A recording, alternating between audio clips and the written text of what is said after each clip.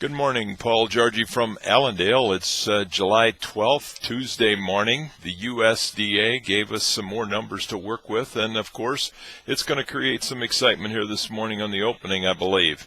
The key numbers, the ending stocks numbers that we've been talking about so much here recently, the old crop ending stocks in corn, they raised from 730 up to 880, and the new crop from 695 up to 870.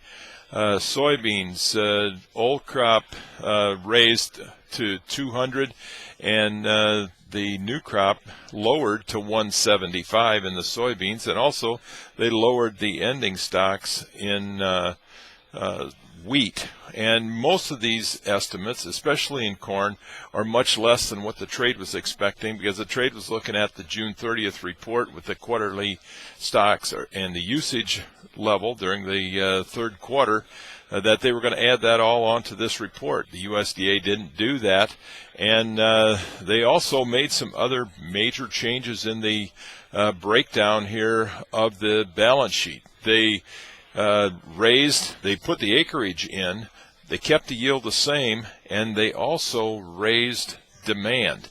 They raised 100 million bushel usage for ethanol. They raised 100 million bushel usage for exports.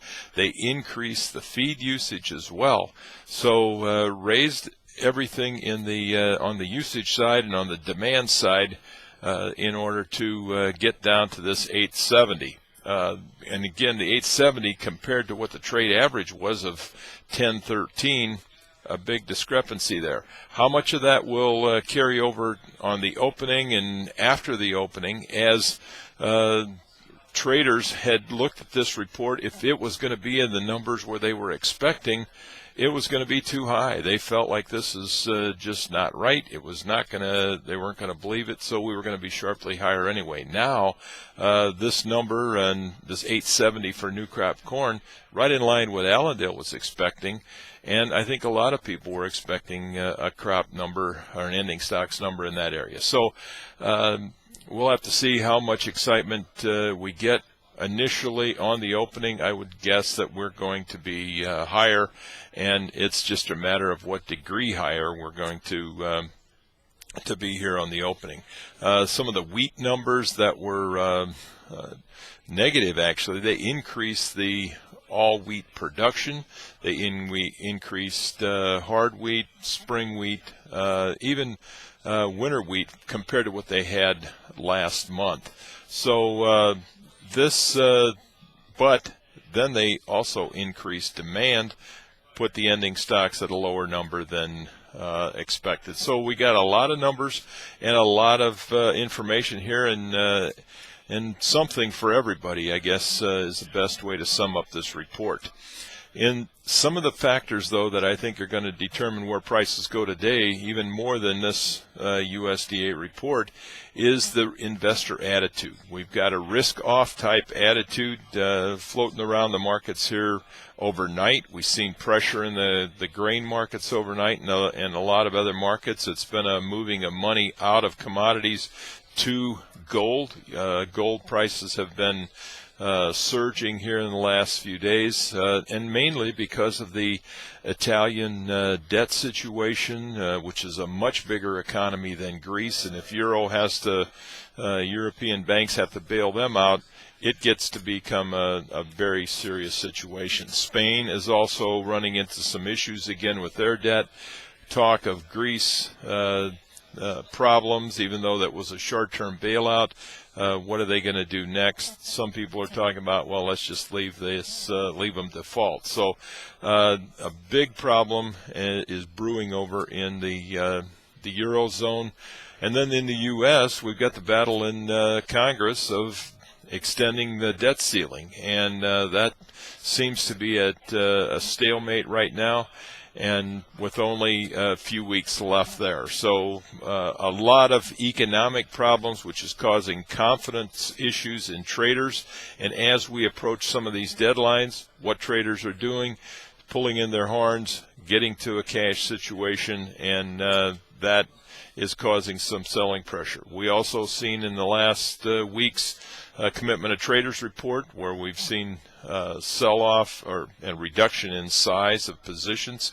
That could turn around and weigh on this market after we get some initial excitement off of the USDA numbers here this morning. So watch very closely. Stay in touch with Allendale's research or Allendale's brokers, and we'll try to help you work your way through this volatile time.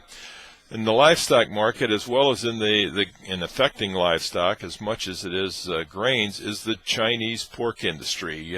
We've heard talk about it in the last few days.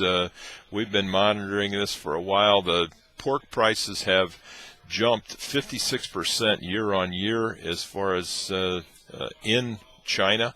That has caused a tremendous impact on their overall inflationary numbers, which amounts to about 6% of the inflationary numbers. So the pork industry influence on the 6% inflation rate is about 25%, which is an extremely large number.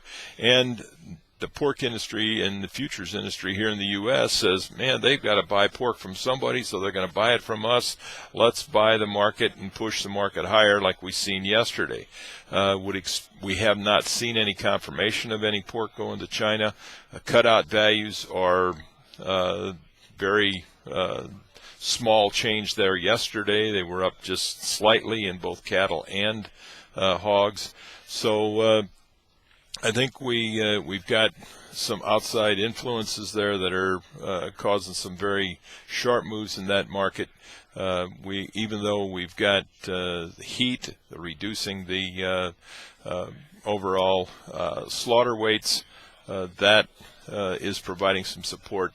But it's hard to justify the strength that we've seen yesterday. So we've got to monitor that very closely. Is that just a one-day thing, or is it something that's going to give us some follow-through? A market that closed strong, made new contract highs in several months and contracts. So strong indications there. We need some follow-through to add confidence to that pork market as well. So a lot of volatility. Stay in touch with Allendale's research. We'd be happy to help you any way we can. You can give us a call at 800-262-7538. We wish you a very successful trading day. We'll talk to you tomorrow morning. Thank you.